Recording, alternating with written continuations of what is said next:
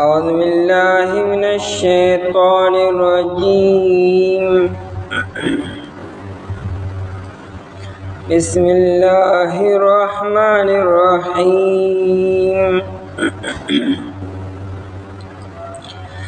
يسألونك عن الأهلة قل هي مواقيت للناس والحج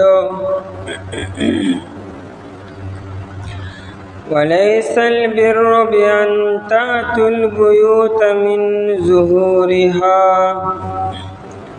ولكن البر من اتقى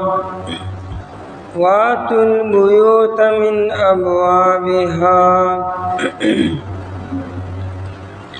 واتقوا الله لعلكم تفلحون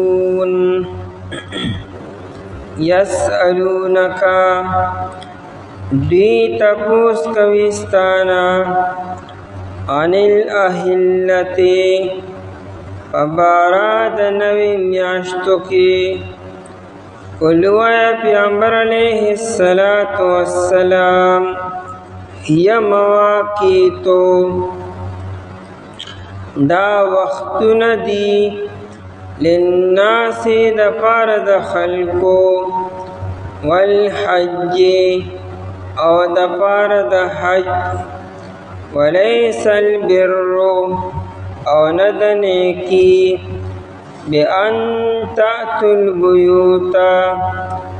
دا چتا سوراتلو کے قرونتا من ظهورها دها عید شاگان و طرفنا ولكن البر لیکن نیکی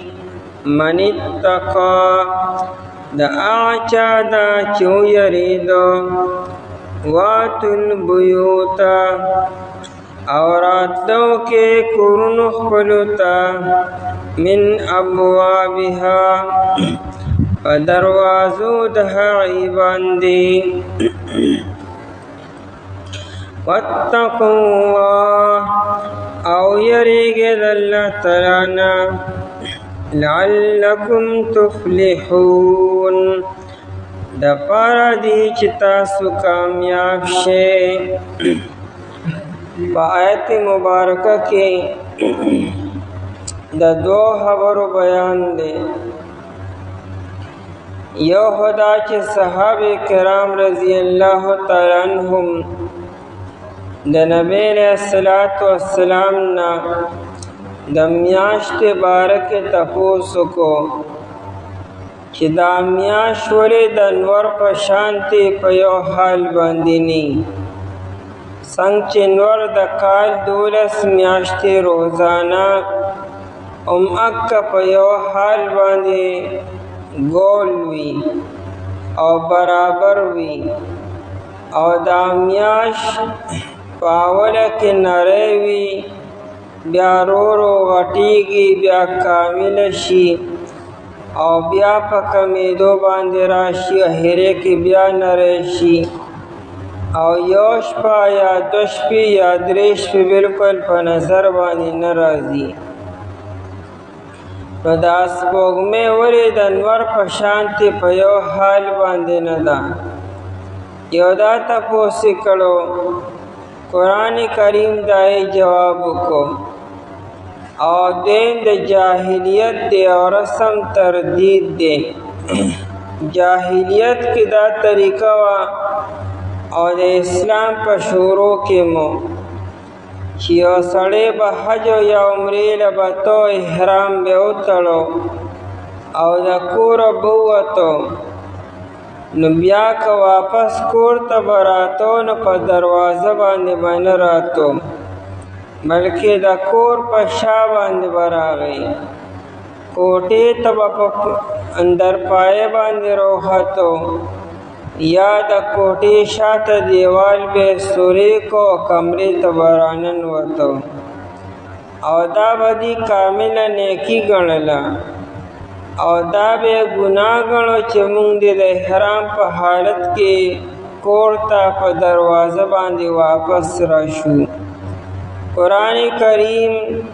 د دغه رسم تردید کی چې نه دا رسم داسې نیکي نه د رضا نه جوړ کړی شوی خود ساخته رسم دی. تاسو که کور ته راځئ څه کار دپاره نو کور ته په دروازه باندې راشئ، طریقه هم دغه ده او دیوال باندې روړېدلو، کوټې ته راختلو او کوټه شاته سورې کولو او دا بیا عبادت ګڼلو، نو دا د ځان خبره ده. عبادت هغې ته وي چې الله تعالی مقرر کړې وي یا پیغمبر یو طریقه اختیار کړې وي، نه عبادت دی. عبادت دې ته نه وي چې انسان د خپل ځان نه یو کار شروع کړي چې زما په ذهن کې داسې راځي. د ځان یو خبر شروع کول چې په شریعت کې نه دې ته عبادت نشي ویلی، ته خو بدعت ویلی کېږي که ته په هغې کې د ثواب نیت لري. خپل یو کار دې شروع کو او ته دې کې ثواب دی، چې د ثواب نیت دې په وکړو، په دین کې دې اضافه وکړه، نو دې ته بدعت ویلی کېږي. یسألونک دی تپوس کوي ستانه. صحابه کرام رضی الله تعالی عنهم د علم ډېر حرصناکو، نعی به د نبی علیه الصلاة والسلام نه په مختلفو موقعو مختلف سوالات کړي دي. یو سوال دایم کړو، دا سوال چا کړو؟ معاذ بن جبل رضی الله تعالی عنہ او ثعلبه بن غنم رضی الله عنهما، دا دواړه انصار صحابه دي. دی دا تپوس د نبی علیه الصلاة والسلام نه کړو چې دا میاشت په یو حال باندې ولې نه ده. او دویم قول دا چې دا تپوسو دا یهودو کړو د نبی علیه الصلاة والسلام نه. عربو دا تپوس ځکه وکړو چې د عربو سفر سره واسطه ډېره وه. دیو ملک شام ته او یمن ته سفر خامخا کولی، بل عربو کې ګرمي ډېره زیاته ده، د ورځې هلته کې سفر نه کېږي. سفر به خلکو د مازدیګر نه پس کو او دارنګې سحر وختي تر 10 بجو تر 11 بجو پورې. دې دوران کې به دی سفر کو، اکثر سفر به د شپې کولی او د ورځې به دی چېرته یو ځای کې آرام کولو. او د شپې چې سفر کوي نو سفر دپاره رڼا پکاري، نو چې په کمو شپو کې دا سپوږمۍ کامله وي او پوره وي نو ډېره ښکلې رڼا کي په صحرا کې. او چې په کمو شپو کې دا سپوږمۍ کمه وه او یا به بلکل نه وه، نو په دغه شپو کې به دې ته مشکلات و په سفر کولو کې. نو دی دا سوال د نبی علیه الصلاة والسلام نه وکړو که دا سپوږمۍ د نور په شانتې روزانه ماښام راختي او سهار پرېوتې، څنګه چې نور سهار راخیږي او ماښام پرېوځي او ټوله دنیا یې رڼا کړې وي، دارنګه دا سپوږمۍ هم دغه شانتې په یو حال باندې وي، نو موږ ته به د شپې سفر یې کول اسان و. نو دی تپوس وکړو د نبی علیه الصلاة والسلام نه چې دا سپوږمۍ ولې په یو حال باندې نه ده، دا کامله او مکمله ولې نه، دا ولې کله کمیږي او کله سیوا کېږي. قرآن کریم داسې انداز کې جواب وکړو چې پای باندې هر انسان پوهیږي او دا د حیاتو د فلکیاتو د اصول مطابق جواب ورنکو. چې اصل کې په سپوږمۍ باندې د انور رڼا پرېوځي او څومره حصه چې د انور رڼا په دې باندې پرېوځي هغومره موږ ته ښکاري، نو ځکه سپوږمۍ وړه وي. عام طور فلکیاتو او همدغه خبره کې هیات والا چې دا سپوږمۍ موږ ته وړه ځکه ښکاري چې د ځمکه د انور او د سپوږمۍ منځ کې حایله کېږي او د انور رڼا چې څومره په سپوږمۍ باندې پرېوځي دومره موږ ته سپوږمۍ ښکاري. ځکه په چاند کې سپوږمۍ کې خپله رڼا نشته دی، د مثال د آینې او د شیشې دی، دا د انور رڼا موږ ته واپس کړي، نو چې څومره حصه موږ ته ښکاري هغومره موږ ته وایو ګنې سپوږمۍ راوخته، او چې څومره حصه باندې رڼا ډېره پرېوځي نو سپوږمۍ موږ ته ډېره ښکاري، غټه ښکاري. نو قرآن دا جواب ونه کو ځکه چې په دې باندې هر څوک نه پوهېږي چې څوک د هیات او د نجومو او د فلکیاتو علوم یې حاصل کړي او په دې خبره پوهېږي، لیکن عام خلک عامه طبقه په دې خبره نه پوهېږي. بیا دې څه خاصه فایده هم نشته د دې جوابو. البته قرآن کریم هغه جواب ورکو چې د هغې فایده را خلکو ته او هر انسان پې پوهېږي، او هغه دا چې دا سپوږمۍ الله تعالی په یو حال باندې ځکه پیدا نه کړه د انور په شانتې چې په دې کې د خلکو دپاره فایدې دي. د حج ایام په دې باندې معلومي، دارنګې خلک به خپل مالی معاملات په دې سره برابري به خپل عبادات خلک او د سپوږمۍ په حساب کتاب سره برابري او معلومي. دا مونږ چې رمضان روژه نیسو نو سپوږمۍ په لیدو باندې نیسو. اوس که دا سپوږمۍ د انور په شانتې مکمل وي نو بیا وردی لیدلو او نه لیدل به څنګه کېدو، او بیا به موږ ته څنګه پته لګی چې دا لومړنۍ ورځ ده، دا دویمه ده او دا درېیمه ده او دا څلورمه ده، ځکه بیا خو به هره شپه سپوږمۍ یو برابر وه، نو موږ ته به څنګه پته لګی دا د میاشتې پنځلسمه ده او که شپاړسمه ده او که اوولسمه ده، او دی اول دی او که دی اخر دی. او دا سپوږمۍ چې کله وړی نو لومړنۍ شپه باندې خلک وویني، خلک وایي دا لومړنۍ شپه ده، او دی دویمه او دا درېیمه او دا څلورمه. چې لویږي نو هر څوک پوهېږي دا درېیمې شپې ده او دا څلورمې شپې ده او دا نن شپه بدر کامل دی، څوارلسمې شپې سپوږمۍ ده، او چې کمیږي نو خلک پوهېږي چې دا دې وخت کې ده تر دې چې فنا شي. نو دا حساب کتاب چونکې آسان دی د عامیانو دپاره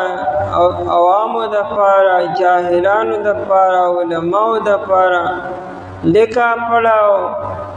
بغیر لیکا پړه هر چا لپاره یو حساب کتاب برابر دی. ځکه قرآن کریم دا خبره وکړه چې په دې کې خلکو دپاره د خپلو معاملاتو د عباداتو او دارنګې د معاشرت د سمولو علامتونه دي. یسألونک دی تپوس کوي ستانه عن الاهلة په باره د نوې میاشتو کې. اهله جمع د هلال ده او هلال نوې میاشت وي. د لومړنۍ شپې د دویمې او د درېیمې شپې میاشت ته هلال ویل کېږي، او دویم قول دا دی چې د لومړنیو اووه شپو میاشت ته هلال ویل کېږي. هلال د استحل الصبي نه دی، ماشوم چې کله پیدا شي دی چغه ووهي، دا وخت کې عرب استحل الصبي و ماشوم چغه وواله. دې میاشت ته هلال ولې وایي؟ د دې په لیدو باندې لیدونکي چغه وهي میاشت هغه ده. ټول خلک هغه طرف ته ګوته ونیسي میاشت هغه ده. چې چا لیدلي هغه بې اختیاره د خولې نه اواز وخیږي او چغه زور سره وهي هغه میاشتو، ځکه ورته هلال ویل کېږي. عرب وی احل الناس یا احل القوم بالحج والعمرة. دا کله وایي چې کله خلق احرام وتړي د حج او د عمرې دپاره،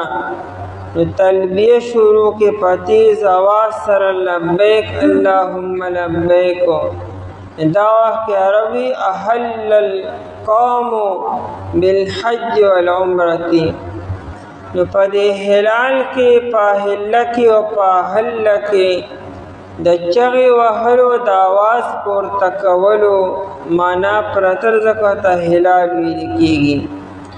دې نه مراد نوې میاشتې دي. دا لومړنۍ درې شپې چې دا هلال وي، بیا ورپسې قمر شي، د قمر نه بعد بدر کامل شي او بیا ورپسې محاق شي تر دې چې بیا پناه شي. عن الاهلة په باره د نوې میاشتو کې چې دا میاشتې نوې نه ولې چې راخیږي دا نری ولې وي او دا د شورونه غټه ولې نه. قرآن کریم جا کل ہوئے نبی علیہ السلام هي مواقیتو، مواقیت جمع د میقات تا او میقات په معنا د وقت سره، بیا مواقیت معنا وختونه. دا وختونه دي للناس د پاره د خلکو. او یادا چې مواقیتو دا د وختونو د پیژندو آلی او ذریعی دي، لکه میقات اسم عالم راځي. نو دا اندازې د وختونو دي للناس د پاره د خلکو.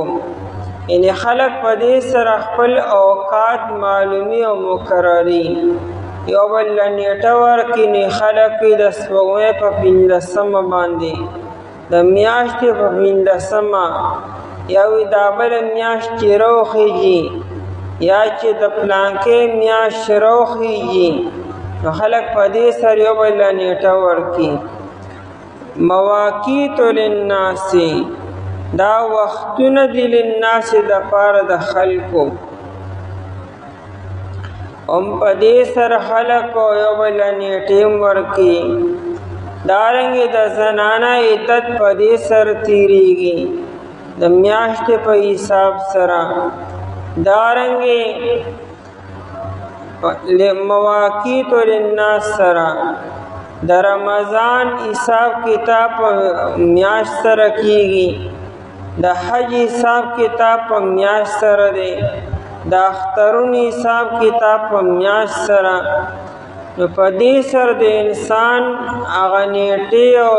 معاملات او عبادات دا د میاشتو سره دی. نو که دا میاشت په یو حساب کتاب وي، یا ټول عمر نری وي، یا ټول عمر مکمل غټه وي، دا حساب کتاب بیا خاص خلکو کولی چې کم ماهرین دي د فلکیاتو د حیاتو د نجومو، هغوی خو به کولی شو لیکن عام خلکو به نشو کولی. لکه نن سبا انور دی، نو دا انور هم روزانه ځان له ځای باندې راخیږي، لیکن په دې باندې خاص خلک پوهیږي چې چا سره آلات دي او یا څوک د فلکیات علوم ورسره دي، نو هغوی د انور حساب کتاب کې چې دا د انور پلانکې ورځ ده او دا د انور پلانکې ورځ ده. لیکن عام خلکو ته خو روزان انور هم یو ښکاري چې بس هغه د روخت او دونه دی. لیکن د انور په لیدو هغې فرق نشي کوی دا انور غټ دی او که ډوکی دی یا ډېره کم ځای نه راختلی دی. لیکن سپوږمۍ چې ده د سپوږمۍ په لیدو باندې هر څوک تا ته ویلی شي دا سپوږمۍ دونه شپو ده او دا دونه ورځو ده. مواقیت للناس اسلامي دغه دوی حساب کتابونه دي، د سپوږمۍ شمسي حساب کتاب او قمري دا دواړه اسلامي دي. دا شمسي د انګریزي نه دی، انګریز دغه شروع کړی دی، مطلب دا ګنې انګریزي حساب کتاب اسلامي دی. دا جنوري فروری وغیره حساب کتاب دا هم اسلامي دی، څه انګریزي نه دی، هغې صرف خپل کړی دی. لیکن اسلام کې دغه هم شته دی، لیکن اسلام کې زیات تر رایج هغه قمري دی. قمري کیلنډرو دا شروع کېږي د محرم نه او ختمیږي په ذوالحجه باندې. دا نن د ذوالحجې 28 تاریخ ته 2 ورځې پاتې دي. 2 ورځې بعد به دا کال ختم شي او بل اسلامی کال 1445 به شروع شي. یعنی دا 1445 وا دی وخت کې 1444 شروع دی. 2 ورځې بعد به 1445 شروع د اسلامی حساب کتاب دی. مواقع او دا آسان دی. مواقیت للناس وختونه دی للناس د پاره د خلکو، والحج او د پاره د حج. دا تخصیص بعد التعمیم دی. دا حجم د خلکو د پاره یو عبادت دی. د حج حساب کتاب هم خلک په میاشت سره کوي. مسله دا ده چې دا سپوږمۍ په ټوله دنیا کې په یو ټیم نه راخیږي، هر علاقه کې ځان له ځان له ټیم باندې راخیږي. یعنی هر علاقې ته دا په ځان له ځان له اوقاتو کې ښکاري. نو چې چا ته په کم ټیم ښکاره شوه نو دا د هغې لومبنۍ شپه شوه او لومبنۍ ورځې شوه. کم ملک او کم یو قوم چې دا میاشت ماښام ټیم ولیده نو چې چا ولیده دا د هغې لومبنۍ شپه شوه او لومبنۍ تاریخ شروع د میاشت دی. او که چېرې یو بل ملک ته په دغه شپه باندې ښکاره نه شوه نو د هغې به بیا 1 تاریخ بله ورځې بیا دې ته ویل کېږي اختلاف د مطالعو. لکه ټوله دنیا یو پلین نه ده، همواره نه ده، بلکې دا ګول ده. نو دې وخت کې لکه دا شپه ده ماوستن دی او دنیا کې داسې ملکونه چېرته به دې وخت کې ساري او داسې ملکونه چېرته به دې وخت کې ماسپښیني او چېرته به شپه نیمې ورغلې وي او چېرته به لا د ماښام لمونځ هم لا نه شوي، بانګونه به هم لا نه ویلې شوي. دنیا کې داسې ملکونه دې وخت کې شته. نو لہذا هر چا ته به دا میاشت په ځان له ځان له ټیم کې ښکاري. نو دا ممکن ده چې یو ځای کې لیدلې شوي او بل ځای کې نه. مسلم شریف کې روایت دی، ابو البختری رضی اللہ عنہ فرمائی چې مونږه په یو سفر کې ووتو، مونږ چې بطن نخلې ته ورسېدو نو مونږه میاشت ولیده. نو خلق ویله که دا میاشت خو د 2 شپو ده، نو بعضې وی نه دا د 2 شپو ده. اختلاف راغی. ابن عباس رضی اللہ تعالی عنہ وی داسې مه وایې، میاشت چې چا په کم ټیم باندې ولیده همدغه ردي لومبنۍ شپه ده. که دا میاشت غټه ده او که دا وړه ده په غټوالي به دا نه وي چې ګنې مونږ یو ورځ خوړلې ده، ګنې دا خبره به نه کوئ، ځکه مونږ د دې خبرې مکلف یو چې مونږ به میاشت پورو کوشش به کوو به که ولیدې شوه نو ښه ده، دا زموږ لومړنۍ شپه ده، او که ونه لیدې شوه نو مونږ به ځان ګنهګارو نه چې بله شپه بیا مونږ وایو چې مونږ بېګا یو روژه خوړلې ده. نو دا ممکن ده، لیکن د حج دپاره رؤیت چیرې دا صرف د مکې مکرمې رؤیت معتبر دی، یعنې مکه مکرمه کې چې میاشت په کومه شپه ولیدې شوه دا به د هغې یکم ذوالحجه وي. باقی دنیا کې ممکن ده چې یکم ذوالحجه د بل ورځ او یا یو ورځ د مخکې وي، لیکن مکه مکرمه کې چې میاشت په کومه شپه ولیدې شي دا به د هغې یکم ذوالحجه وي، او حج به هغه حساب کتاب سره به کېږي، د مشرق او د مغرب او د شمال او د جنوب په حساب کتاب سره به نه، د مکې مکرمې په حساب کتاب سره به وي، او د هغه ځای بیا په 9 تاریخ به یوم عرفه وي او په 10 به یوم النحر وي. والحج او د پاره د حج. ولیس البر او نه د نیکي د جاهلیت د رسم تردید دی.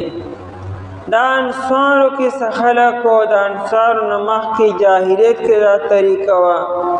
انصارو کې هم دا خبره شروع وه چې دوی به احرام وتړو د حج او د عمرې دپاره د کوره به ووتلو، نو بیا به دوی به د چت د لاندې بیا نه راتلو، د سفر د لاندې د چت د لاندې، یعنې دوی به داسې ځای ته نه ورتلو چې ردي د سر او د اسمان منځ کې د حایل راشي، نو دوی بیا باغ ته هم نه ورتلل به، د سفر د لاندې د ونې د لاندې د چت د لاندې هېڅ دوی به داسې ځای ته به دوی نه ورتلو چې ردي د سر د پاسه پناهي راشي، یعنې د اسمان او د سر منځ کې حایل راشي یا پرده راشي. بیا به که ردي کور کې سرایات شو او واپس به راتلو په دروازه به نه راتلو، ځکه د دروازې د پاسه چجۍ، نو دوی که هم په دروازه باندې دننه راځو نو د چجې دره زمونږ سر راځي او زمونږ د سر او د اسمان منځ کې چجه راله او دا به دوی ګناه ګڼلو. د دې طریقه به یې دا کوله چې دوی به شاته کمره به یې سوری کړه یا د دیوال د پاسه به راوړېدو او یا په پوړو باندې به راوړېدو چې زمونږ د سر د پاسه څه حایل لا نه شي.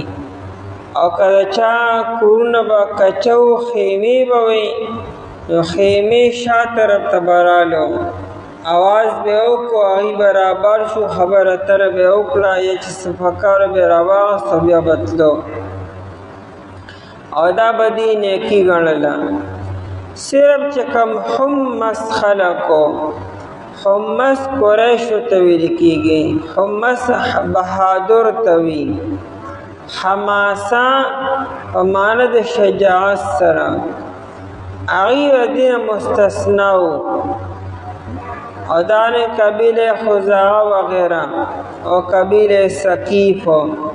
لیکن نور عربو به دې خبرې اهتمام کو. قرآن کریم وی دا رسم د ځانه جوړ کړی شوی دی، د احرام په حالت کې واپس کور ته راتلی شي، چې کله ته میقات ته داخل شوی نی او د میقات نه مخکې نو واپس کور ته راتلی شي او بیا به ځان به رسېبه، یعنې د احرام په پابندۍ کې به اوسېږي نو کور ته راتلی شي. احرام مه ماتوه او احرام حالت کې چې کومې خبرې منع دي عامه کوه، باقی کور ترالی خپل کارو کا بیانی غزوا پزان رسول تکی ولیس البر او ند نیکی بی ان تأتوا البیوتا دا چې تاسو راتلو کې کورونو ته من ظهورها د هغې د شاګانو طرفنا د شاګانو طرفنا راتل داسې نیکي نه را نیکی څه شی ولکن البر لیکن نیکی من اتقا د هغه چا ده چې د الله تعالی نه ویریدو پرهیزګاري وکړه دین یو اصول ملو شو اسلام چې د کمی خبرې څومره ایجاد ورکړي هغه عمره بس منل پکار دي او عمل کول پکار دي د ځانه کمولو یا سوا کول نه دي پکارو اسلام او شریعت او پیغمبر چې کوم خبر څومره مقدار باندې وکړه اوس هم هغه عمره ټیک ده بخاری شریف کې روایت ده نبی علیہ الصلوۃ والسلام یو دعا وښودله چې د ماوستنې کله وده کېږئ تاسو په بستره باندې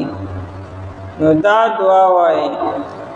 اللهم اسلمت وجهي إليك وفوضت أمري إليك وألجأت ظهري إليك رغبة ورهبة منك لا ملجأ ولا رغبة ورهبة إليك لا ملجأ ولا منجا منك إلا إليك أو بيا اللهم آمنت بكتابك الذي أنزلت وبنبيك الذي أرسلت دا دعا نبی علیہ الصلوۃ والسلام ہوئی چې کوم صحابی موجود ان آغا و بنبیک پزیوی و برسولک الذی ارسلت نبی علیہ السلام و بنبیک الذی ارسلت ہوئی آغا دا بنبیک پزی برسولک ہوئی اس نبی علیہ السلام نبیم دے رسولم دے سمن نری سمانا کی فرق نہ راضی لیکن نبی علیہ السلام بنبی کا ویل دے او آغا صحابی و رسولی کوئی نبی علیہ السلام نا مادتا بنبی کاللذی ارسلت ویلے ماتا برسولی کا ند ویلے نبی علیہ السلام دومره دی خبر اهتمام کو چې ما کم الفاظ ویلم اکا شانتی وائی دا بنبی کا برسولی کا دارت بدل مکوی نو اسلام کی بیاداخل عالم کی معنی کی فرق نہ رہتو لیکن دا پیغمبر تعلیمات اغا مقدار باندی اغا حد پوری پورا کل پکار دی د اسلام چې کوم خبره په کوم طریقې سره کړي په هغه طریقه باندې عمل کول پکې سوای کولنه پکارو دا اصول شو چې څنګه کور ته راتله په دروازه کېږي او په دیوال باندې راوړېدل او په کوټه باندې راختل داسې نیکي نه را دارنګ یو نیک عمل کول په خپل طریقه باندې دام نیکی بیان ده الله تعالی ته ټول زیاته محبوبه طریقه د خپل پیغمبر طریقه را د پیغمبر په طریقه چې کم کار شو دک محبوب دی په دې کې برکت دی او د الله تعالی تخوخ دی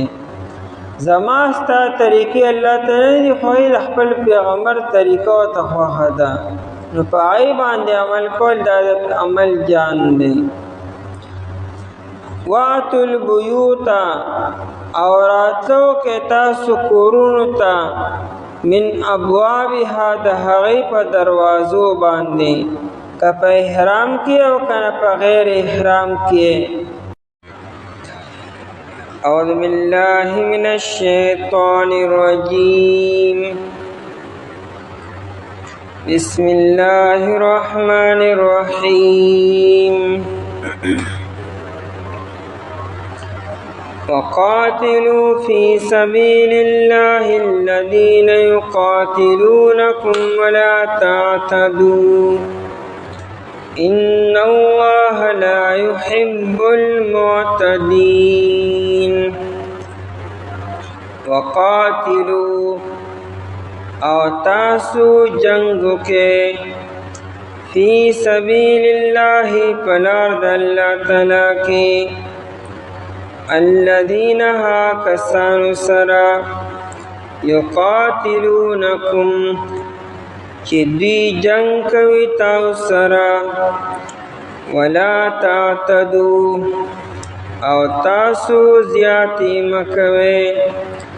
ان اللہ بیشک اللہ تعالی چلے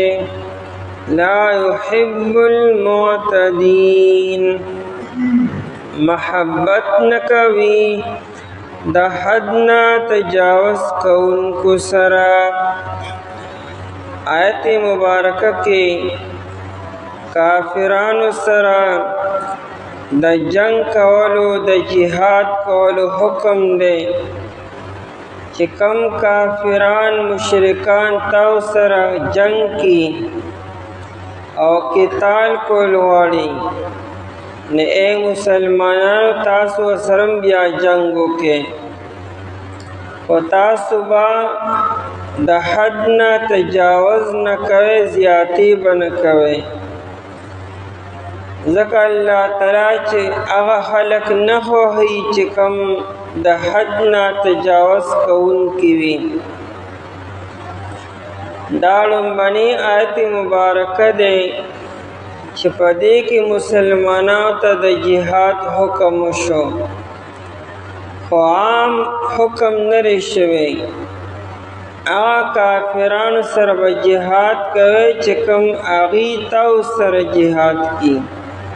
یعنی هغوی تاسو سره قتال کول غواړي جنگ کول غواړي نه هغوی سره جنگ وکړئ تاسو او چې کوم کافران جنگ نه کول غواړي هغوی پر امن اوسیږي نو هغوی سره لا تاسو فلحال جنگ مه کوئ. کم چې تاسو باندې ابتدا کول غواړي په جنگ کې تاسو سره بیا مقابله وکړئ او جواب ورله ورکړئ. وروسته بیا دغه حکم هم راغی چې اوس ټولو کافرانو سره جهاد به کوئ که تاسو سره جنگ کی او که نه کی ځکه ځمکه د الله تعالی ده او دا ټول خلق الله تعالی پیدا کړی دی. خالق و مالک و رازق د ټولو الله تعالی دی. اوس یو انسان دی په ځمکه باندې اوسیږي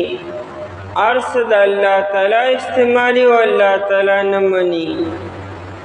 نو دا باغي دی او تمامي دنیا مذاهبو کې دا قانون دی چې د باغي سزا چې ده هغه ناقابل معافي ده چې دی د الله تعالی نه باغي شو نو در سره جهاد وکړئ یا خدا چې دی سر تسلیم کې نه ومني الله تعالی الله تعالی بلندی ومني او یا با جزیه ورکړي مسلمانانو ته یا به قتل شي او یا به تابعداري اختیار کړي او د جهاد مقصد هم دقه دی. د جهاد مقصد ملکونو باندې قبضه کول نه دي بلکې د جهاد مقصد اعلاء کلمت الله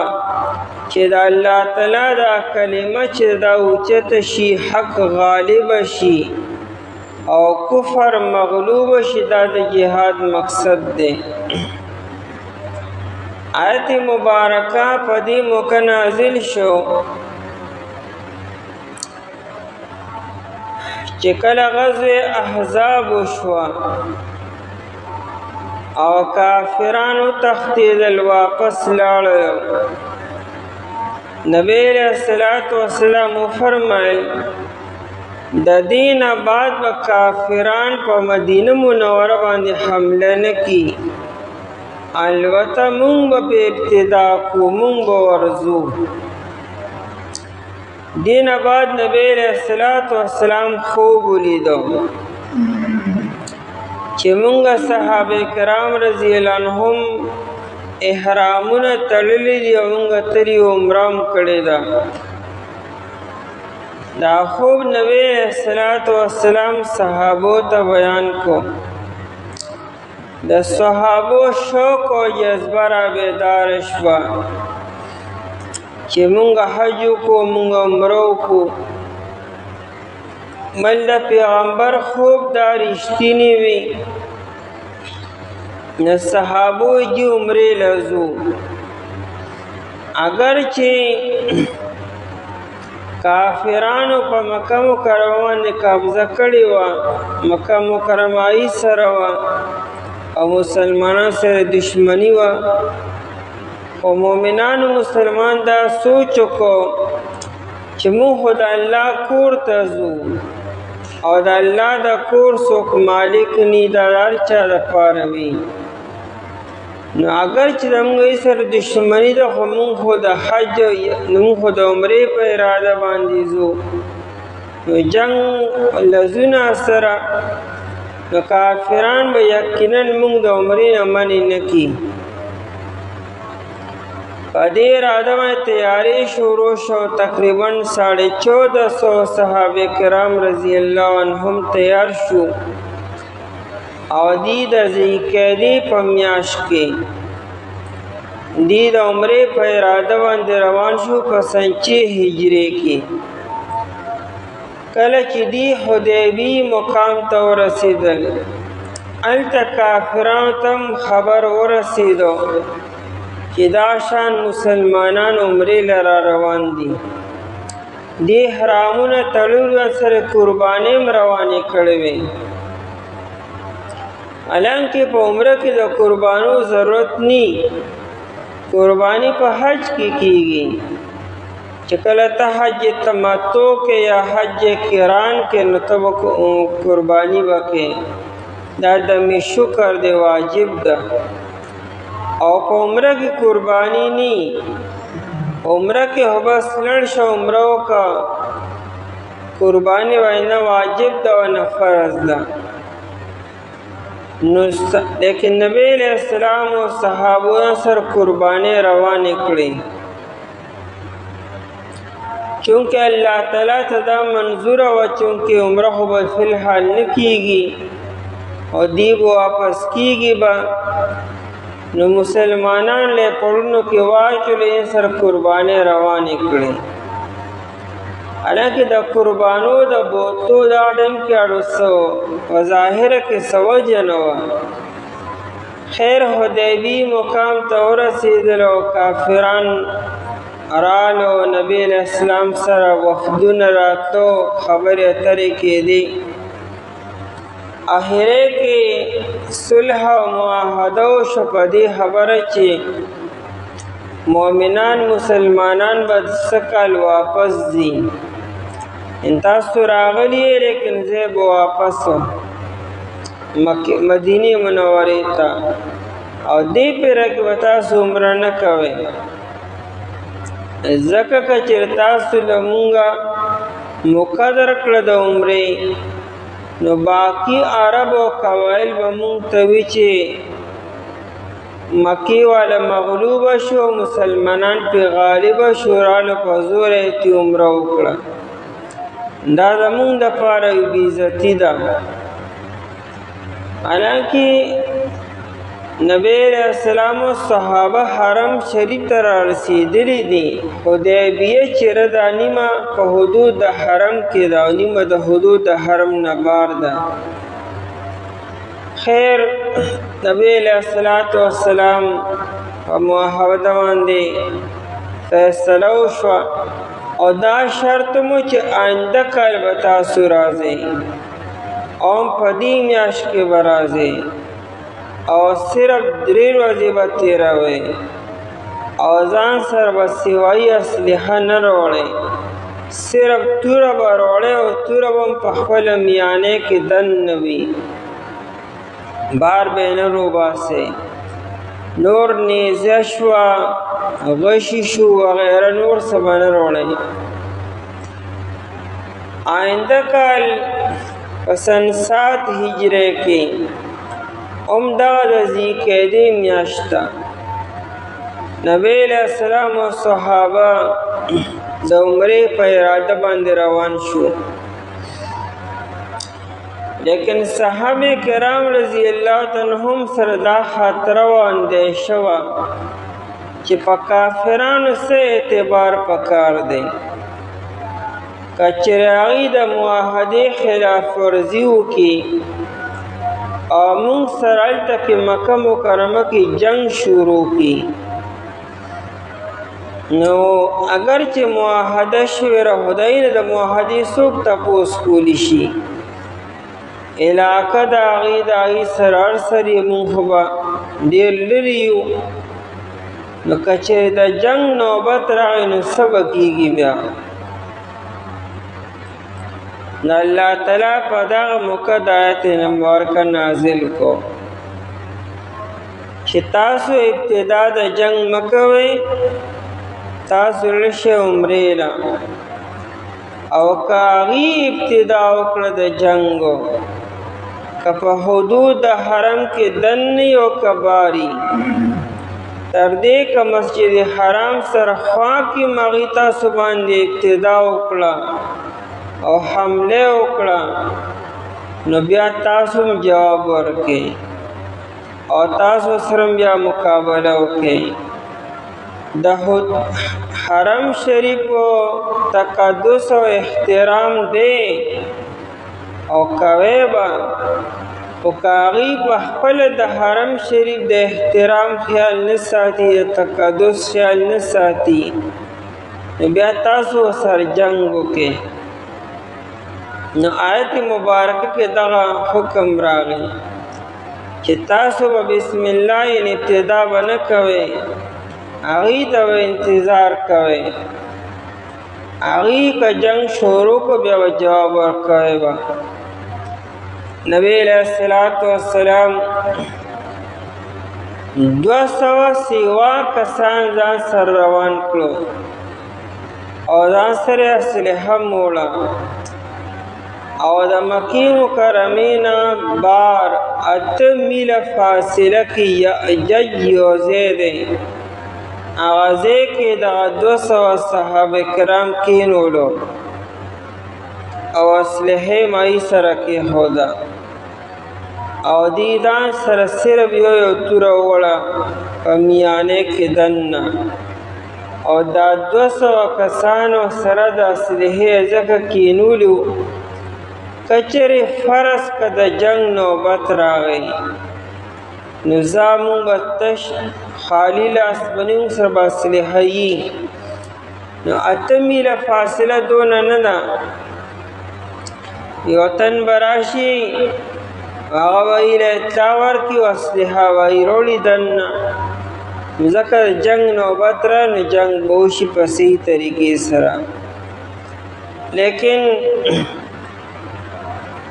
جنگ ونه شو، صحابه کرام رضی الله تعالی عنهم رالو، عمره وکړه 3 ورځې او بیا واپس رالو. وقاتلو تاسو قتال وکئ، قتال جنگ ته ویل کېږي، لاس په لاس باندې جنگ کولو. یو جهاد دی یو قتال دی، جهاد عام دی او قتال خاص دی. قتال خاص لاس په لاس جنگ کولو ته وي، او جهاد معنا جهاد د جهد نه دی، او جهد کوشش کولو ته وي. د جهاد تعریف دار بذل الجهد فی مقابلة الکفار، د کافرانو مقابله کې کوشش کولو. دا د اسلام چې څومره کوششونه دي ټول د جهاد په تعریف کې داخل دي. که یو انسان د الله په لاره کې روان دی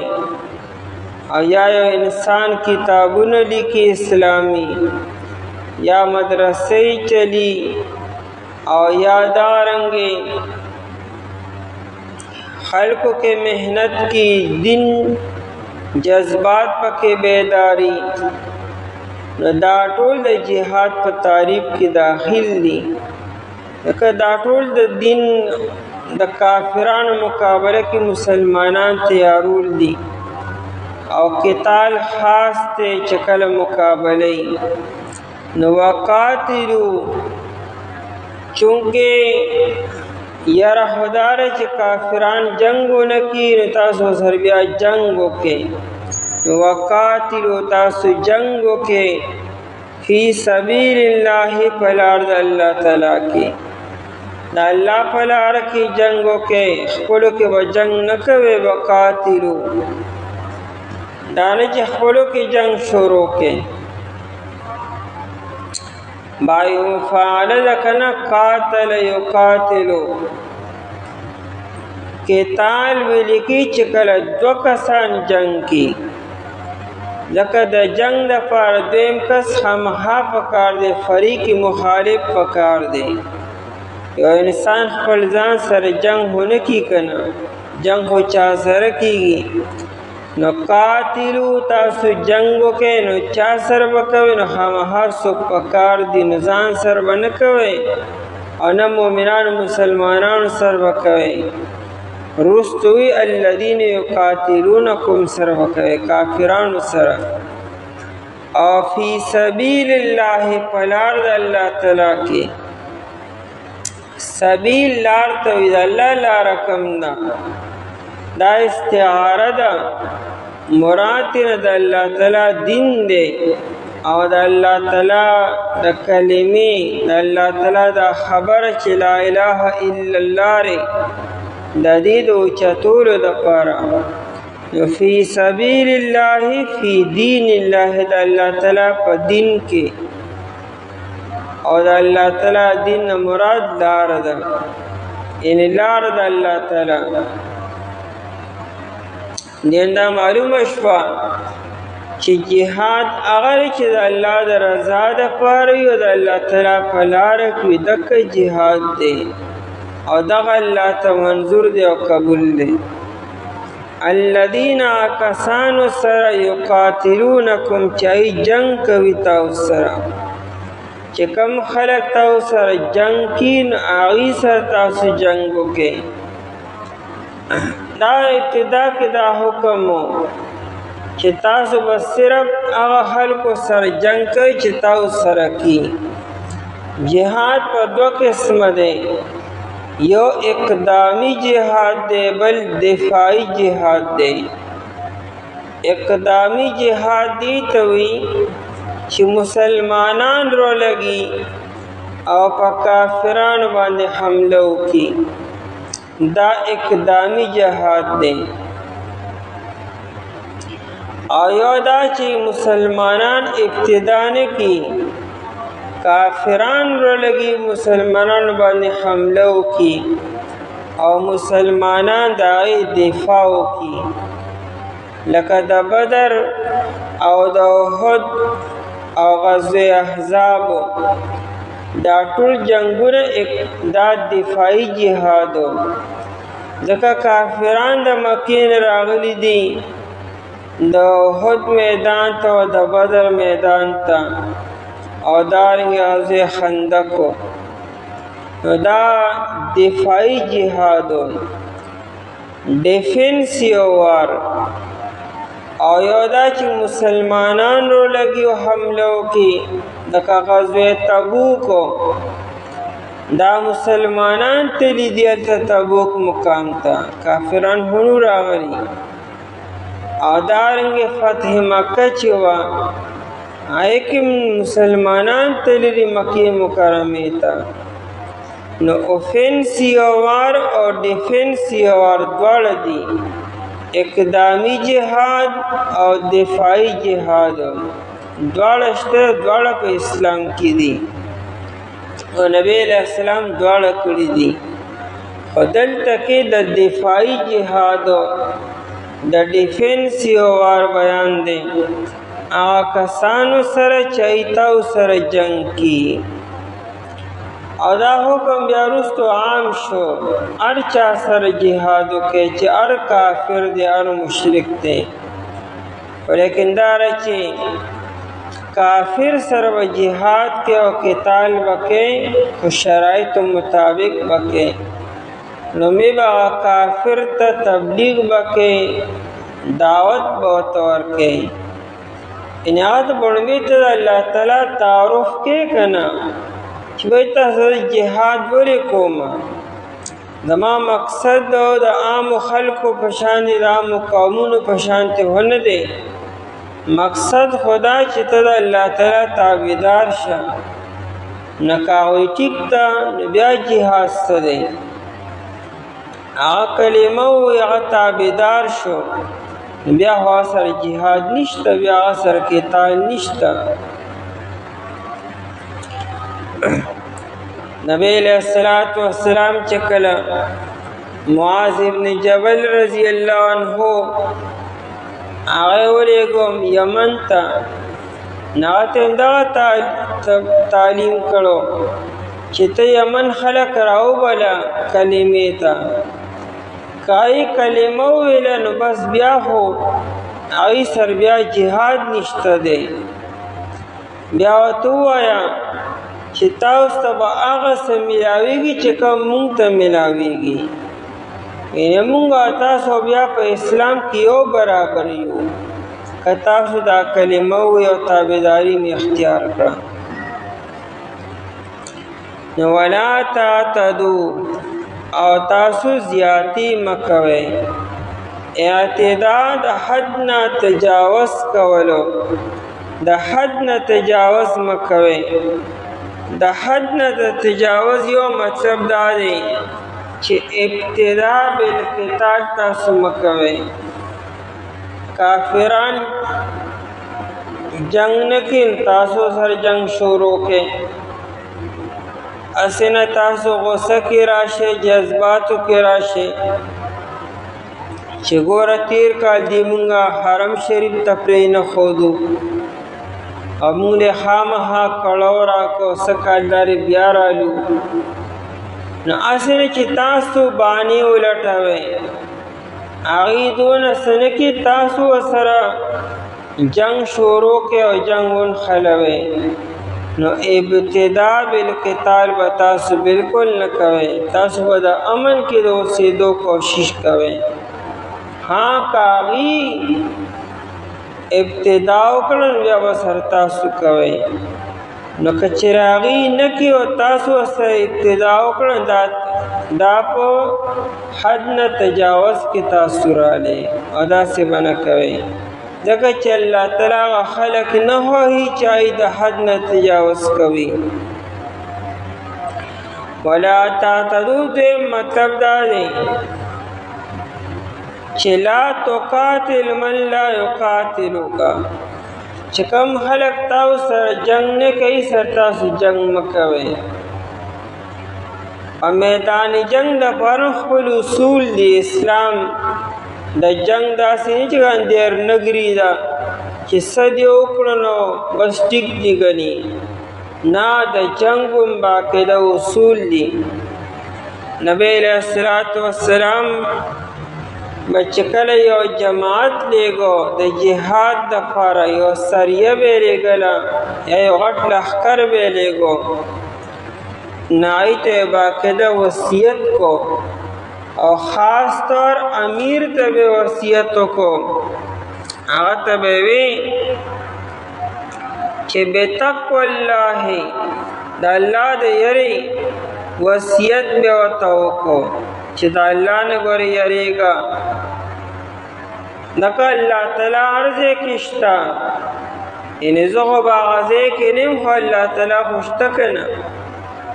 دا اوس چې موږ د معاذ ابن جبل رضی الله عنه خبره وکړه،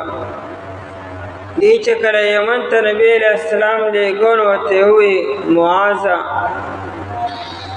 یمن کې چې هلته یې نو هلته کې خلکو سره زیاتي مه کوه، ظلم مه کوه. واتق دعوت المظلوم د مظلوم د خیرونه ګورې ځان ساته ګورې ځکه د الله تعالی او د هغه منځ کې څه پرده بیاني دا خبر نبی علیہ السلام ته ولې وکړه چې معاذ ته په یمن کې او زه مدینه منوره کې ما هلته ته چا سره زیاتې وکړې نو هغه چې ما ته څو خط رالیږي نه کې به یو میاشت لګېدلي په راتلو یو میاشت په تلو کې نو د مظلوم آواز ما ته به کله رارسي بله زمانه پې لګي لیکن د مظلوم آواز الله ته ډېر زر رسي نو ته دا مه وایې چې زه سو مدینې ته خبر رسي نو زه خبره به ختمه شوي نه د هغه د الله تعالی منځ کې بیا ګورې څه پرده ني فوراً الله ته خبر رسي نو مظلوم د خیرو نه ځان ساته هغه دا دی چې د الله تعالی یره نو نبی علیہ السلام با امیر ته دا وصیت کو چې د الله تعالی نه یره ساته وبمن معه من المسلمین خیرا او دا به ورته وي چې دا سره کم لښکر دی کم جماعت دی دې سر د خیر اراده لره او دا به ورته وي چې جهاد کوا خو باسم الله وفي سبیل الله د الله په نوم باندې د الله تعالی په لاره کې جهاد کوا یعنې خپل جذبات او خپل غصه دا پکې منځ کې مه راوله او دا به ورته وي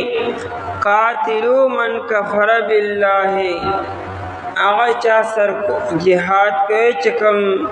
د الله تعالی د ذات د انکار کی او دا به ورته وي چې جهاد کوي لیکن ولا تغدیرو دوکه به نه کوئ تاسو جهاد کې به هم چا سره دوکه نه کوئ ولا تمثلو مسله به نه کوئ کافر د قتل کو نو قتل شو اصله دغه مسله وکړي شونډې ولا کټ کې پوزه ولا کټ کې غوږونه ولا پرې کې داسې به نه کوئ ولا تقتلوا ولیدا ماشومان به نه قتلوئ ماشومانو څه ګناه کړی دی دارنګې نبی علیہ السلام با دا وصیت کو زنانه به نه قتلوئ او ماشومان به نه قتلوئ او بوډاګان به نه قتلوئ او هغه راهب چې هغه خپل عبادت کی په جنگ کې سنالي خپل عبادت خانه کې ناست دی نه هغه به هم نه قتلی به یعنې زنانا او ماشومان او بوډاګان او دا راهبانو که هغوی په جنگ کې سنالي نو هغوی به نه قتلوئ ها که کومه زنانه په جنگ کې باقاعده حصه اخلي میدان جنگ ته راغلې ده او یا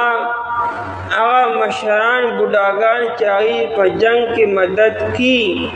مشورې ورکي او ترغیب ورکي خلق تیاری بیا هغوی قتل کوي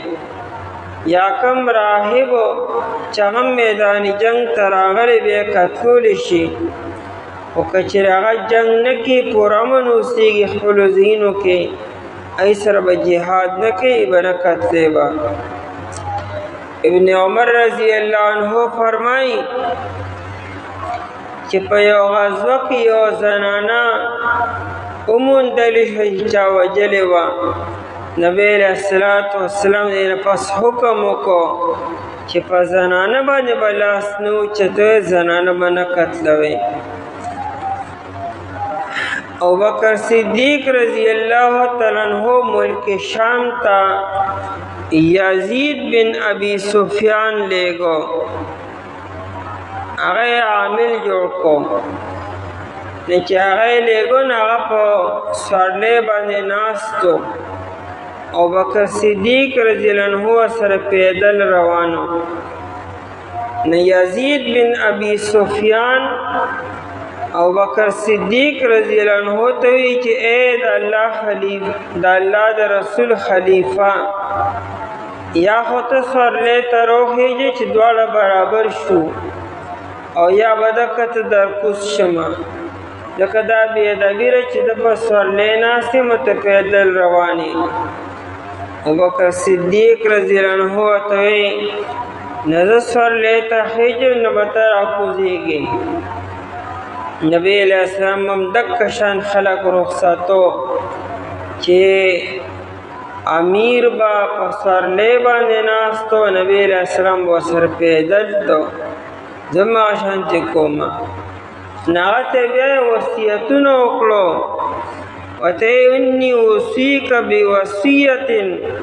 تا ته یو وصیت کومه ان انت حفظتها افلحت کتا دا وصیت یاد کو عمل دې په وکړو کامیاب بشي ورته وی انک ستمر علی قوم ته داسې یو قوم ته روانې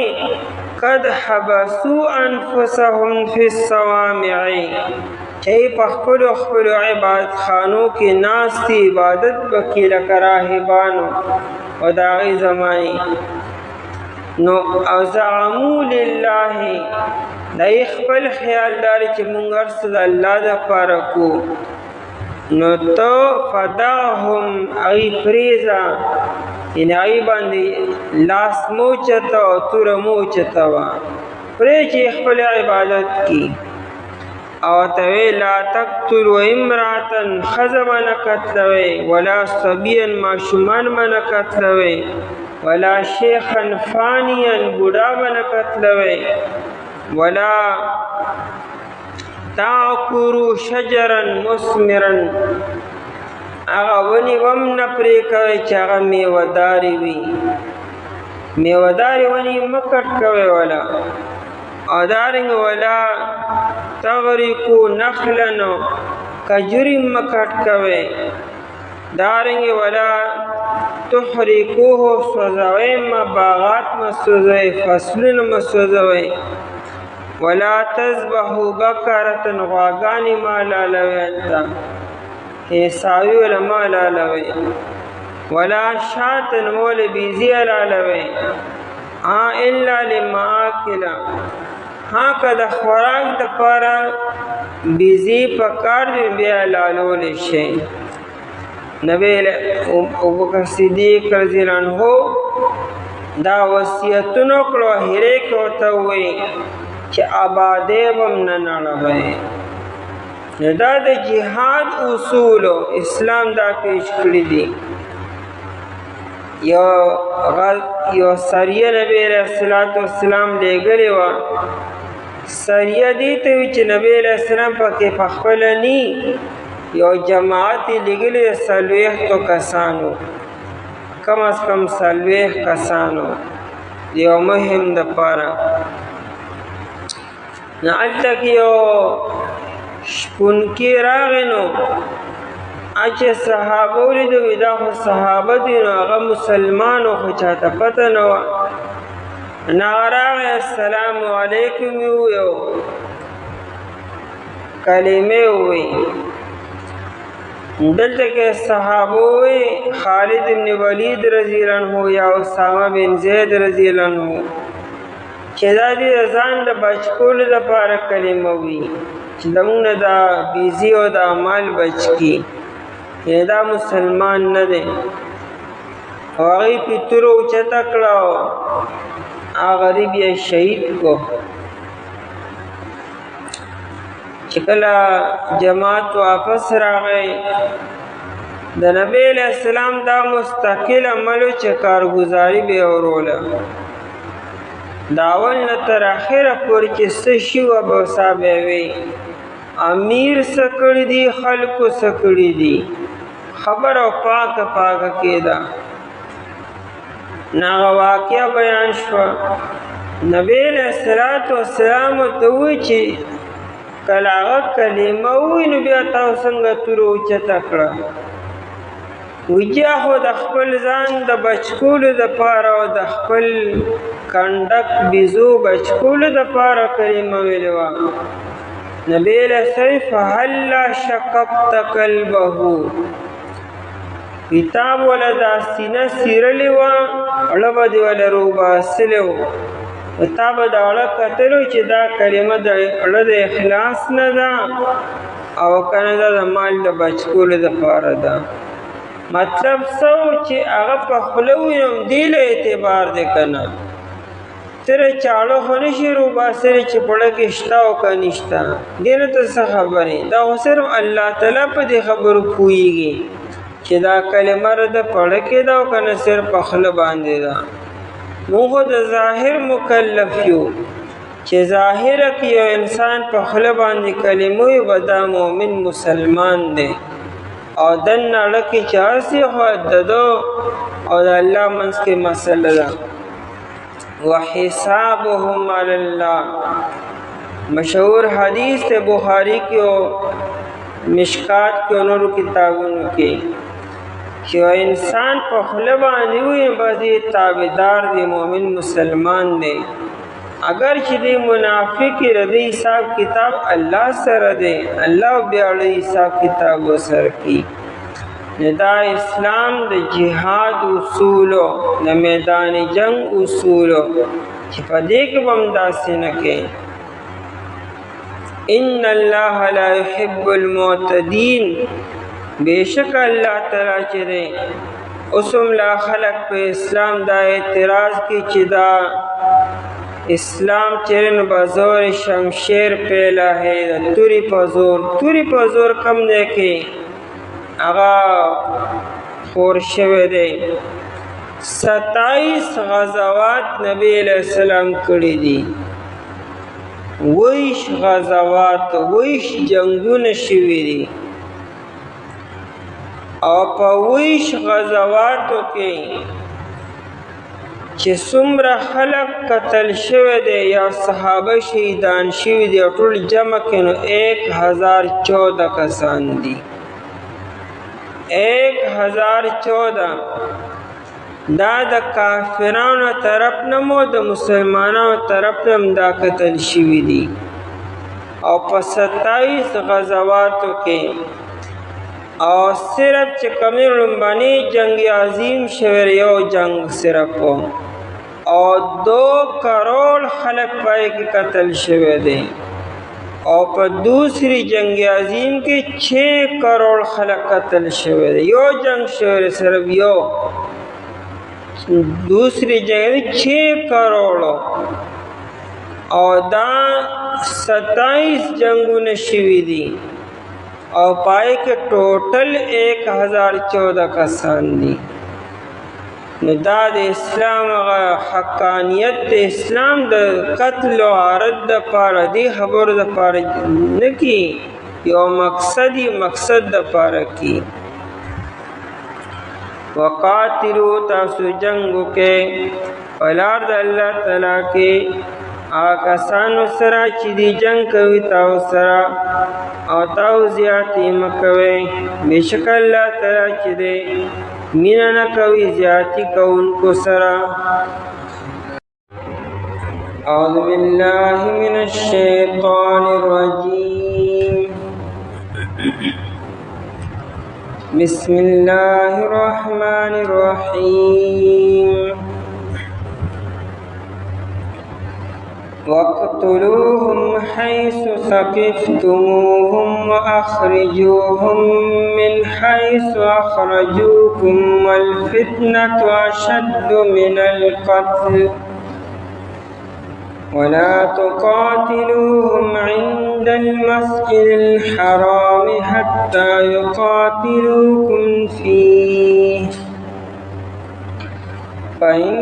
قَاتَلُوكُمْ فَاقْتُلُوهُمْ كَذَلِكَ جَزَاءُ الْكَافِرِينَ فَإِنِ انْتَهَوْا فَإِنَّ اللَّهَ غَفُورٌ رَحِيمٌ. وَاقْتُلُوهُمْ او قتل کے تاسو دی لرا حيث سقفتموهم کم دے کی چتاسو میں دیل را وَأَخْرِجُوهُمْ او ابا سے دیل را من حیث دہا زینا اخرجوکم چوبا سلیوے تاسو والفتنتو او فتنہ چدا اشد دیر لویدا من القتل دا قتل کولنا ولا تقاتلوهم او تاسو جنگ مکوے دی سرا عند المسجد الحرام نزدی مسجد حرام کے حتی یقاتلوکم تردی چدی جنگ شروع کی تاؤسرا فیہ پا مسجد حرام کے فَإِن قَاتَلُوكُمْ پس کچر دی جنگ شروع کو تاؤسرا فَقْتُلُوهُمْ پس تاسو قتل کے دیلرا کذالکم دارنگی جزاء الکافرین سزا دا کافرانو دا فَإِنِ انتہوا پس کچر دی منشو فَإِنَّ اللَّهَ غَفُورٌ رَحِيمٌ پس بیشک اللہ تعالیٰ چلے بہن کے مہربان دے پدی آیتونو کے مسلمانانو تا حکم دے کافران تاؤسرا جنگ کی نتاسو وسرم جنگ شروع کے چونکہ دا عمرۃ القضاء مسئلہ صحابہ کرام رضی اللہ تعالیٰ عنہم دا عمرے پیرادہ باندے تلل نو دا خطرہ واندے شوا کہ اسنا کافران من سرا پا مکہ مکرمہ کی جنگ شروع کی منگ پہ حرام کیو او اسلحہ با من سرا کمائی بل پا حدود دا حرم کے دن جنگ کل منم دی اور دا احرام پا حالت کی جنگ و قتال من دے کافران ہو کافران دی چاہی مسلمانان دا اللہ دا کورنا منی کولی شنو دا کارم کولی چی پا حرم شریکی جنگ شروع کی مسلمان سردا یروا اللہ جل شانہ دایت نازل کرو چی تاسو لڑشے اور تاسو با دا جنگ ابتدا نکوئے او کاغی تاؤسر دا جنگ ابتدا اکڑا نبیا تاسو دیتا مگورے چی تاسو با احرام کیے او کپا حدود دا حرم کیے او کمیاشت محترمی دی دیتا مگورے بیا دیل سزا ورکے لکہ چی دی پخپلا دا حرم شریف و احترام و تقدس و نساتن تاسو لسزا ورکے اللہ چی دی کم ظلمن و زیادی کری دی داغی سزا دا قتل لے دی تاسو دا حرم شریف نے اباسلی ہے دا مکی مکرمے نے اباسلی ہے و ہجرت بانی مجبور اکڑی بے دا گناہ دی تا گناہ نخکاری اصل کے اشکال پیدا کی دو کچر فرق کافرانو ابتداء کرد جنگ او مسلمانانو سر جنگ شروع کی نو اسنا سوگداوی چی مسلمانان دی دیولی پا حرم شریف کی جنگو کو ندائی جواب دارے چی کافرانو کم گناہونو اکڑو کمی کڑی دی ناغ گناہونا خدا جنگنم بے گناہونا دی جرمونا دی مسلمانان دا حرم شریف نو باسلی دی نبی علیہ السلامی باسلی دی آوسی عمری تپری نخودلو چی عمری لراتلو او بیا لا دریم دا چې په حرم شریف کې جنگ وسر شروع کو دا ټول جرمونه ګناهونه دا ردی د وجلو د قتل کولو ډېر ګناهونه دي نو تاسو بیا دا پروا مه ساتئ ها کچر دی جنگ نکی تاو سره د جنگ نه منې شو یا دی اسلام قبول کو نو بیا به سر زیاتې نه کوئ بیا به غزاړو ظلمونه نه رامخته کوئ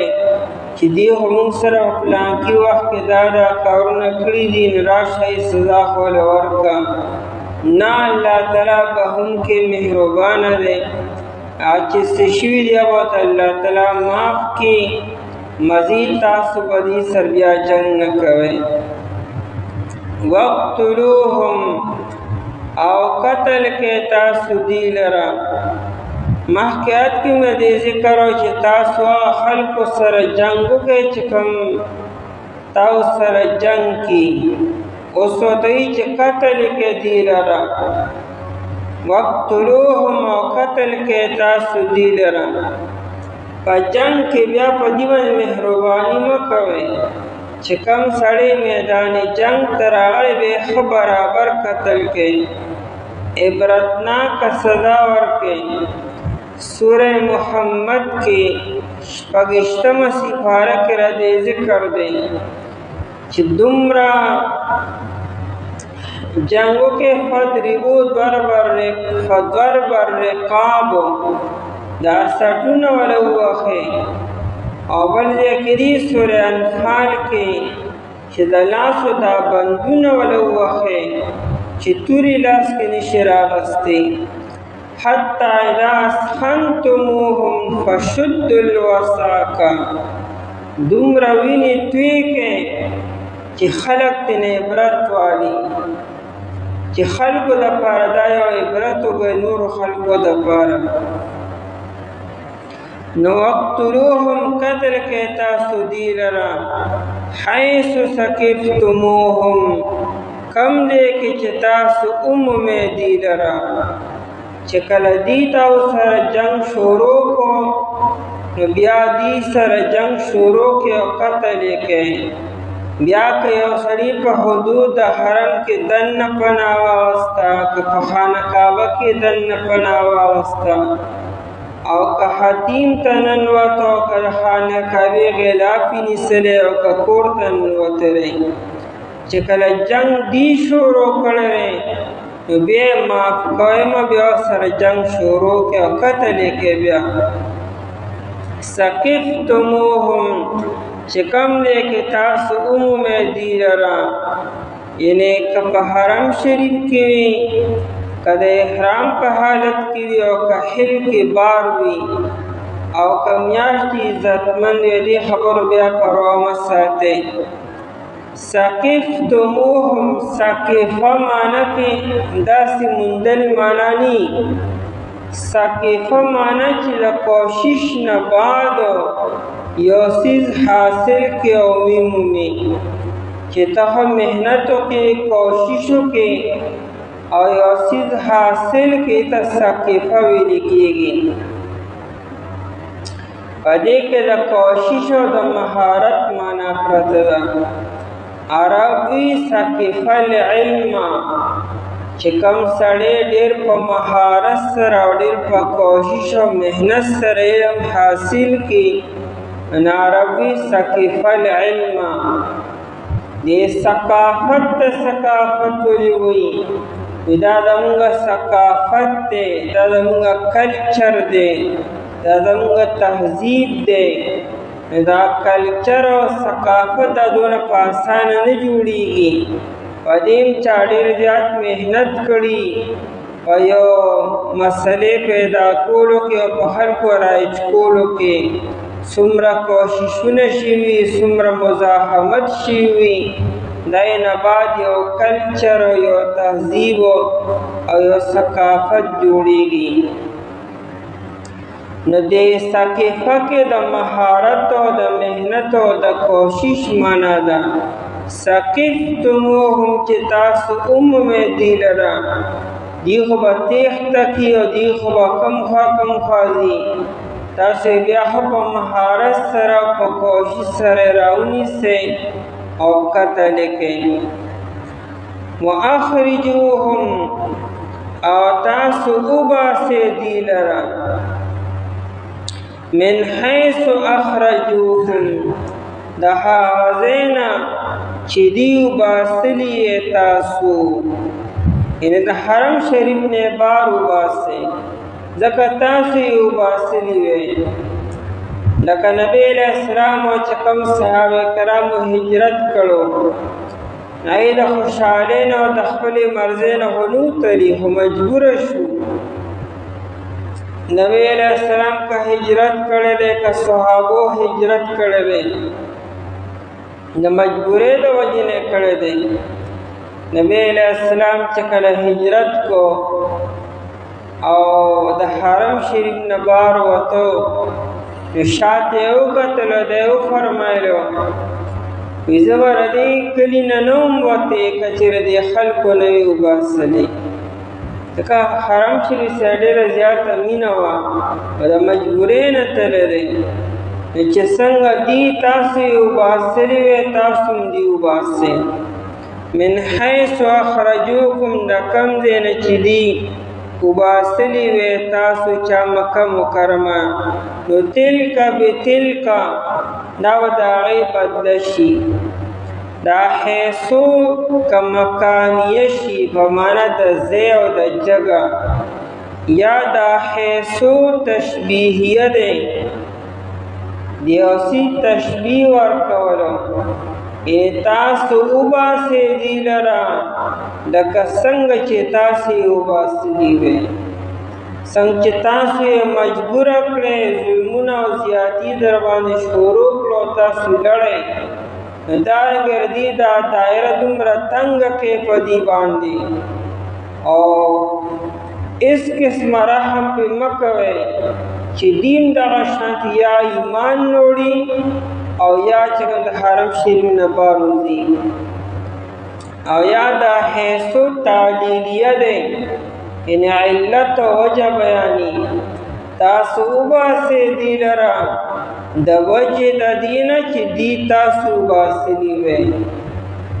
دا زیاتې نه دي سره تاسو یې وباسلي دا د هغې سزا او بدله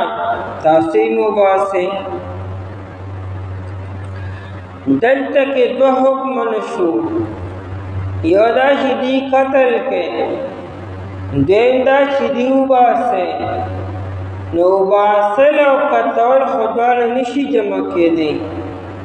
لکه ته چې یو سړی بار وباسې نو بیا خو مطلب قتلی به نه، او چې قتلی نو بار یې نشي وباسلی بیا. نو روح المعانی لیکلی دي چې قرآن دا خبره کوي چې په دې دوو کارونو کې کم کار اساني تاسو ته هغه وکړئ. که تاسو سره دي بار وباسل اساني دغه کار وکړئ، او که تاسو سره دي قتل کول اساني دا قتل یې کوئ. بیا دا نه چې دواړه خبرې جمع کړئ، چې کم یو کار تاسو ته اسان دی هغه کار وکړئ. نو یې خو مجبوره کړئ چې بار وځي، او که بار نه وځي نو بیا قتل کوئ. یعنې د دې لپاره درېیم آپشن نشته چې دې چې موږ به سره د کفره په مکه مکرمه کې به اوسېږو، خیر د موږ جنګ هم نه کوو او تاسو هم څه نه وایو او مکه مکرمه هم نه خالي کوو، نو دا آپشن به دې لپاره نه دا ګنجایش دې لپاره نشته. بس دا دوه خبرې دي، یا به د مکې مکرمې نه بار وځي او یا دا چې یا به قتلیږي به او یا دا چې ایمان دې وروړي. جزیه د دې لپاره نشته، د عربو نه به جزیه نه اخلو، اسې د اهل کتاب مبارک دارې یو کتابي سره چې ته اړبړ دعوت ورکړي چې ایمان نه وړه، که هغه ایمان نه راوړي بیا به ورته وایي چې لکه موږ به جزیه راکړې، سالانه ټیکس به راکړې. چې کوم دی کې مالداري نو هغه به په کال کې 48 درهم به ورکړي، چې کوم متوسط دی هغه به 24 درهم ورکړي، او چې کوم عام انسان دی غریب دی هغه به 12 درهم ورکړي. په کال کې 1 درهم، په میاشت کې 1 درهم. او چې کوم بیخي غریب دی، معذوره دی، زنانه ده او یا ماشومان دي، نو پای باندې بیا جزیه نشته دی. دا چې کوم محنت او کوم څوک کار کسب پوری شي نو هغه به جزیه ورکړي به. خو دا حکم د کتابي دپاره دی، او د عربو دپاره او د بت پرست دپاره حکم دا دی چې یا به ایمان وړئ او یا به تورې ته ځان تیارې به. نو دې دو کارونو کې چې کوم کار آسان دی هغه ورسره وکړئ. والفتنة اشد من القتل، اشکال پیدا کېدو چې دې سره په حرم شریف کې جنگ کول او دې قتلول او بیا د احرام په حالت کې او بیا په حدود حرم کې دننه او بیا میاشتې عزتمندي څلورو، نو پای کې دا جنگ کول دا مننی دا ګناه نه دی، ګناه په هر حال دی. نو دای جواب کې والفتنه تو فتنه چې ده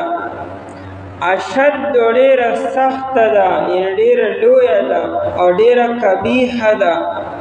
من القتل د قتل کولونه. ټیک ته په حرم شریف کې قتل او غارت کول منع دي او ګناه دی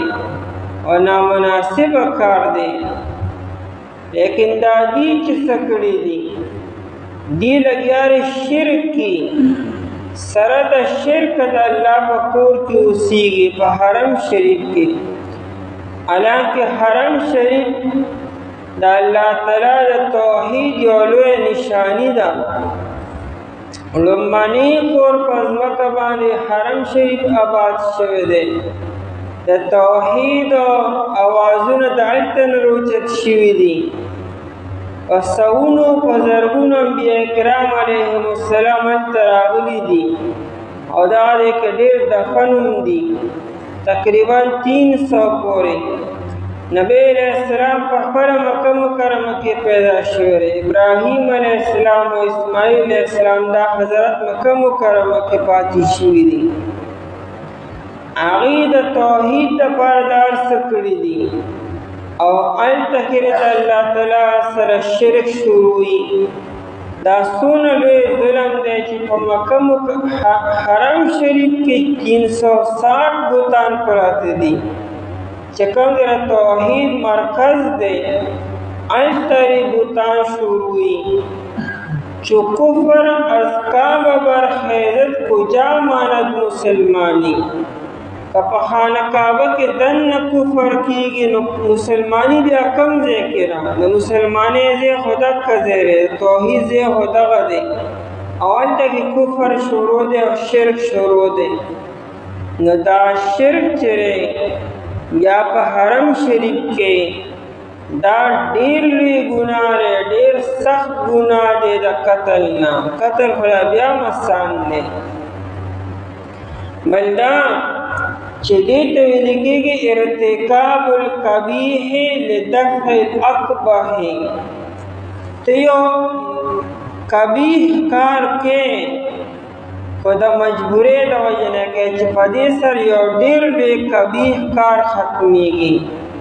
یو ډېر غلط کار او یو ډېر نامناسب او ناجایز کار ختمې. نو د هغې د ختمولو دپاره ته معمولي کار شروع کړې. نو ردی دا قتل چې دی دا ټیک ته قبیح عمل دی، لیکن دا دی چې سکی او شرک او کم کار کی هغه د دینم زیات قبیح دی، نو د ختمولو دپاره دا معمولی عمل پکار دی. او یا دا فتنه په عربی کې اصل کې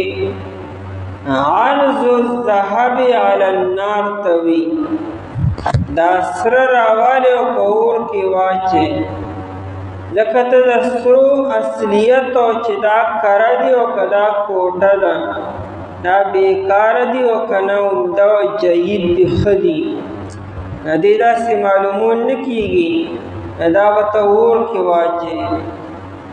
نو که دې کې ګیلټي او پیتلي او نور څیزونه پکې یو ځای شي، نه به وسوځي تېنه، نه به زګ جوړ شي او به سوځي.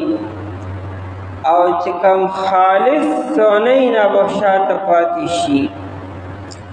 نو فتنه ویل کېږي فتنت الذهب یا عرض الذهب علی النار، چې دا اور کې سره واچي د هغې اصلیت معلومولو دپاره لاستخلاصه. نو په دې فتنه کې اور کې اچولو او ازمایش کې اچولو معنا پرته ده. او دا به طور اسم استعمالیږي. هر یو ازمایش او هر یو امتحان چې پای سره د یو چا اصلیت معلومیږي، نه هغې ته فتنه ویل کېږي. دې فتنې ته فتنه ولې وي؟ په دې کې د انسان د استقامت او د انسان د ښه والي پته ولګي. کله که انسان وښوید نو په دې مطلب دې کې استقامت نه و. دا لوی لوی فتنې راغلې وې، لیکن اسلام چونکې سوچه مذهب دی، خالص مذهب دی، بنیادونه مضبوط دي، نو غټو غټو فتنو سره اسلام ختم نشو. او چې کوم دا خود ساخته مذهبونه وي، نو یو فتنه چې راشي یو آفت پې راشي نو ویوسي ختم، نام و نشان ختم شي. نو فتنه ازمایش او شرک، دلته کې فتنې معنا شرک، د فتنې بله معنا دا ده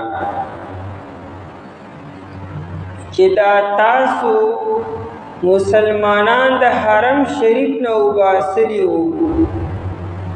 دا د حرم شریف نه مسلمانانو وباسلو، د نبی علیه السلام وباسلو، دا ډېر سخت ګناه دی د دې د قتل کولو نه. تاسو خو دارې صرف قتلیږئ او تاسو مسلمانان د حرم شریف نه بار وباسلي وو، نو دغه کار ډېر لوی ګناه دی د دې ګناه نه. روح البیان لیکلی دی د یو حکیم نه چا تپوس وکړو چې د مرګ نه لوی سخت څیز څه شی دی؟ نو هغه ته وایي د مرګ نه لوی څیز هغه دی چې انسان پای کې د مرګ آرزو او تمنا کړي. هغه حالت ته وایي چې هغه انسان باندې راشي، نو هغه وایي چې مرګ راغلی نو ښه به وه. نو وایي دا څه دي؟ یو سړی د خپلې علاقې نه وباسلو او د خپل محبوب سین نه جدا کول، دا د مرګ نه لویه ګناه ده او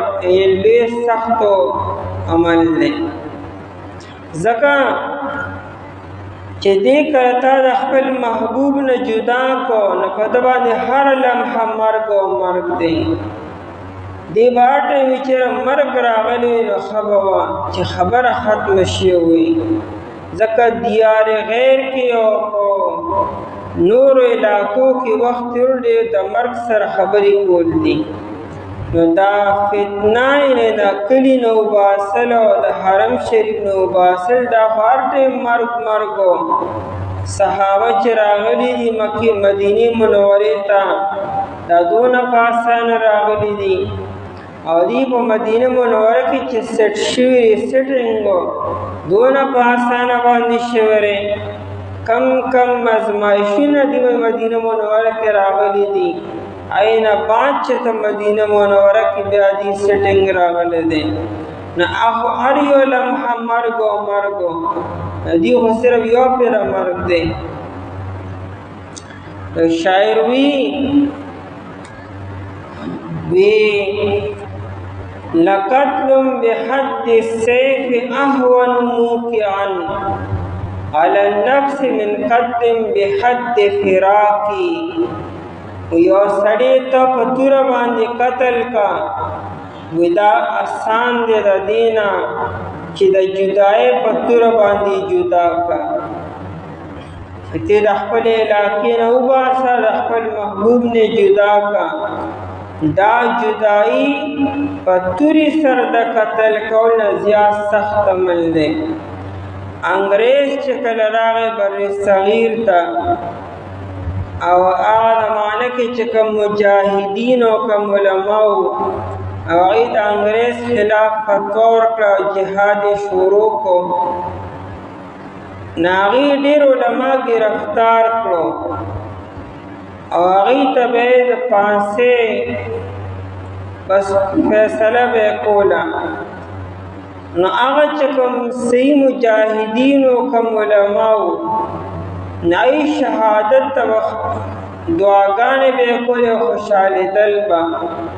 دلته به جج هغه ته د پانسې انډر ور هغه په سجده باندې الله یا الله ستا شکر دی چې تا ماله دا سعادت راکړه او خوشحالي دې راکړه خوشحالېدل به نو چې یو څو یې په پانسې باندې وخېجولو نو انګریز پوه شو چې دا خو دې خوشحالېږي دې مرګ ته شهادت خو دې ډېر سعادت ګڼي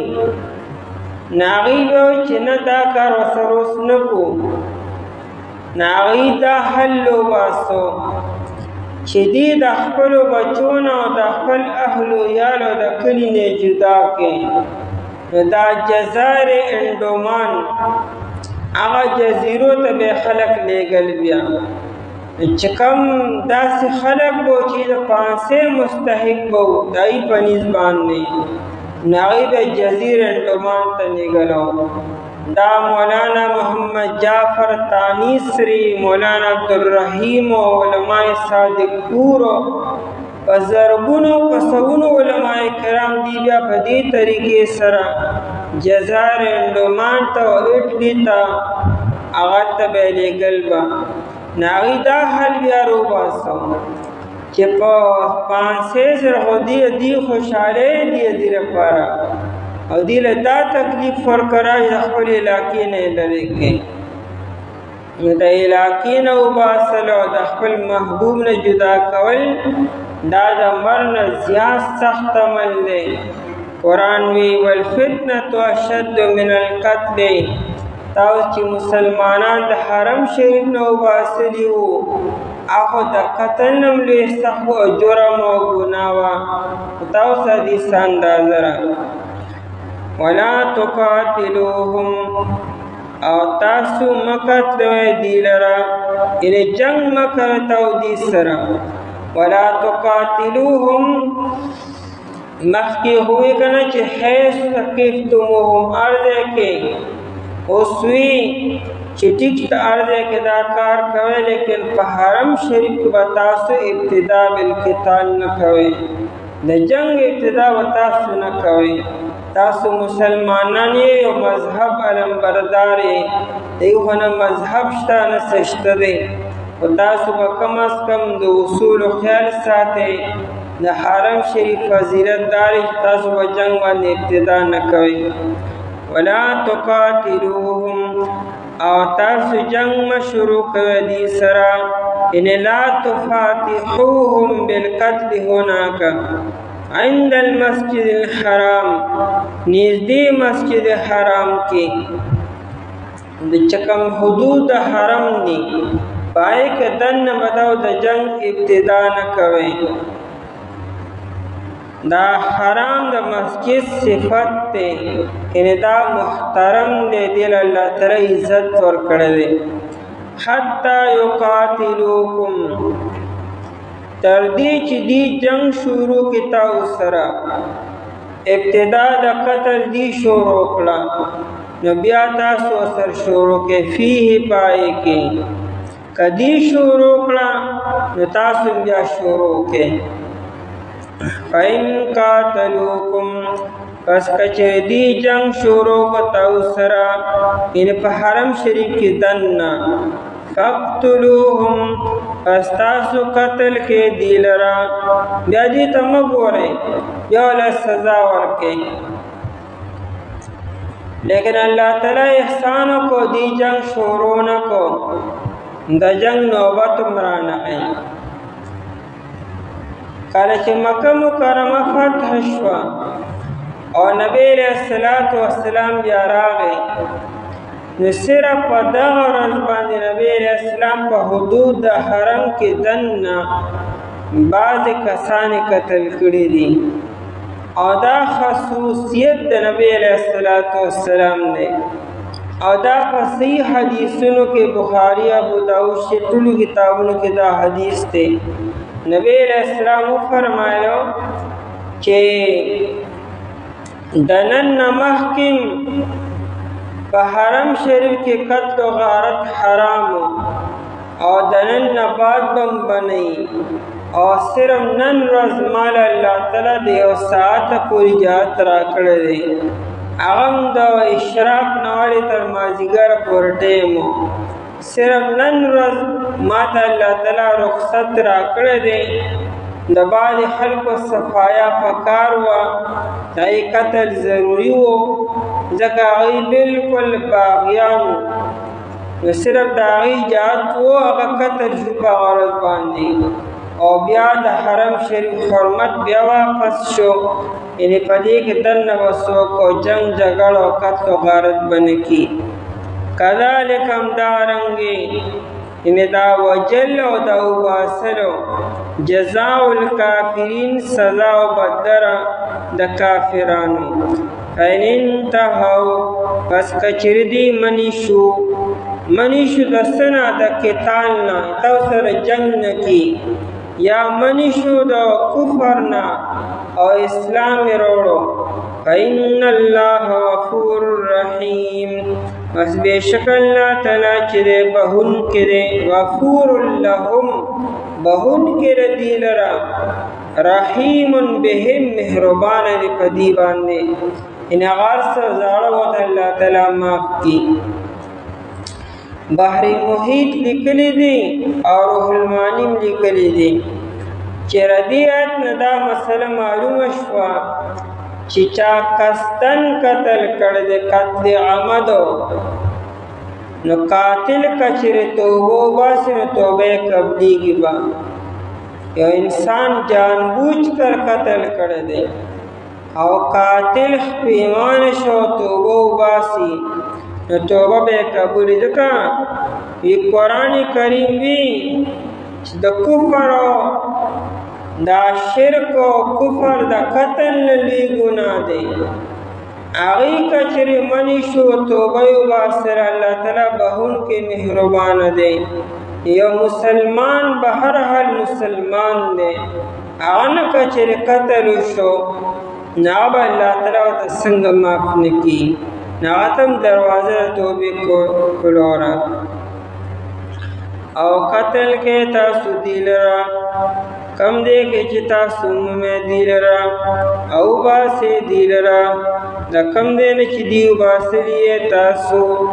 او فتنہ چرا دیر لویا دا قتلنا او تاسو جنگ میں شروع کر دی سرا نزدی مسجد حرام کے تادیش دی جنگ شروع کی تاو سرا پدی مسجد حرام کے